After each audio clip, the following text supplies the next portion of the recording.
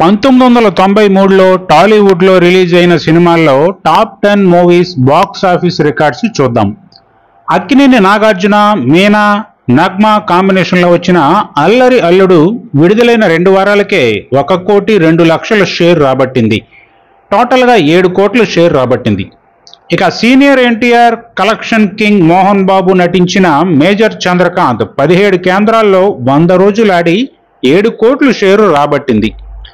అలాగే మెగాస్టార్ చిరంజీవి, రోజా, మీనా కాంబినేషన్లో వచ్చిన ముఠా మేస్త్రి 17 కేంద్రాల్లో 100 రోజులు ప్రదర్శించబడి 7 కోట్ల షేర్ కలెక్ట్ చేసింది. అల్లరి ప్రియుడు డాక్టర్ రాజశేఖర్ కెరియర్లో బెస్ట్ మ్యూజికల్ హిట్ సినిమా ఇది. 2 కేంద్రాల్లో 200 రోజులు ఆడి 5 కోట్ల షేర్ రాబట్టింది. ఇక సూపర్ స్టార్ కృష్ణ, అక్కినేని నాగార్జున నటించిన వారసుడు మూవీ మంచి ఓపెనింగ్స్ రాబట్టి 22 కేంద్రాల్లో 100 రోజులు ప్రదర్శించబడి 4,50,00,000 షేర్ కలెక్ట్ చేసింది. అలాగే మరో సినిమా బంగారు బుల్లోడు. బాలయ్య సరసన రమ్యకృష్ణ, రవీనా టాండాన్లు నటించారు. 10 కేంద్రాల్లో 100 రోజులు ఆడిన ఈ సినిమా 4,30,00,000 షేర్ వసూలు చేసింది.